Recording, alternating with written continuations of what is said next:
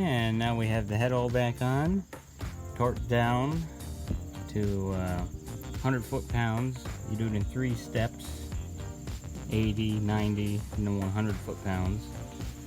I coated both sides of the head gasket with the copper spray to seal up any imperfections in the head or the block.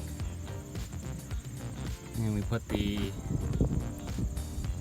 rockers on and adjusted them to 15 for the intake, 15 thousandths, and 18 thousandths for the exhaust. And what you do, you crank the engine over so that this is on, the cylinder is at top dead center, and both of these will be loose. And then you adjust them.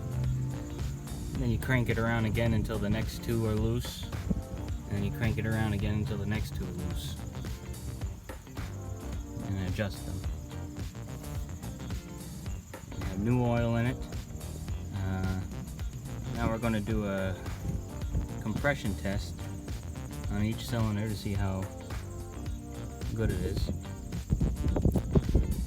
And we still got to take a look at the injection pump there to see if there's anything really wrong with that, or is it just the little fuel pump on the side of it. And now we're going to take a compression test of the engine.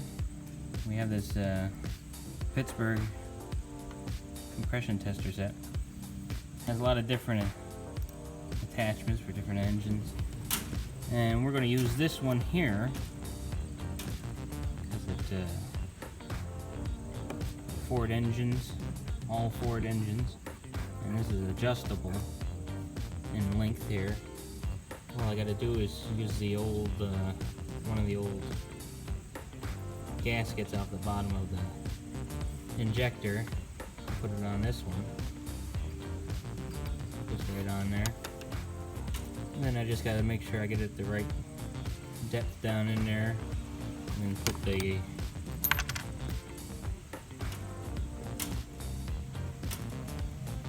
2 nuts on to hold it down in.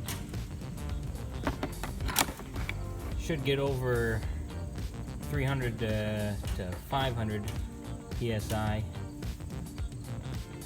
Of course, that's with the engine warmed up, and this is a cold engine, so it might be a little lower than that. Well, we took a compression check there. The compression tester there kind of messed up. It doesn't have a check valve in it to keep the pressure to the gauge, so it keeps dropping back down every time the piston goes down. That's Harbor Freight. Cheap junk. But I think we can adapt a check valve out of a different compression tester and hook it up and use it. Well, anyways, we started taking apart the injection pump, the fuel lift pump on the side there. We took that off because there is a lot of diesel inside of the case of the injection pump that ran out. So that's kind of telling me that it might be that fuel pump. We got it in on the bench, so take a look. Well, we have the pump on the bench here. Let's start taking it apart and see if there's anything major wrong with it, like a bad diaphragm. There's an awful lot of fuel in that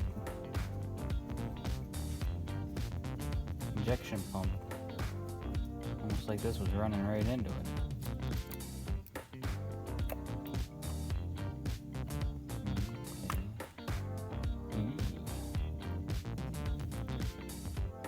Pretty nasty there. I say that's a bad check valve right there.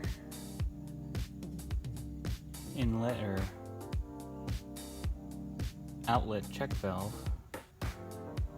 And look at all that. There's some bad sediment. Even looks like some water in there too. Yeah. That could be the reason why he ran out of fuel when he was running it last. Could have been all because of this. And he was going to take the injection pump out. Then he gave up on it. That is not good. Probably could get a rebuild kit for this. Have to take a look. This is an AC pump. Let's get it cleaned up.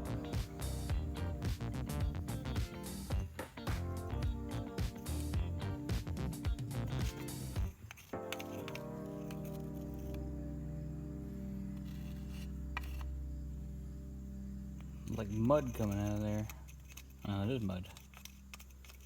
Rust.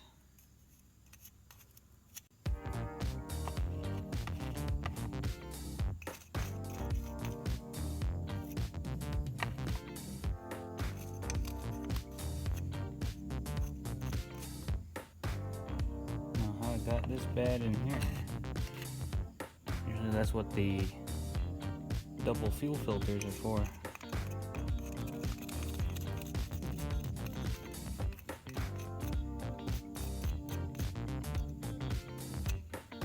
Of course, the fuel filters are probably dirty too.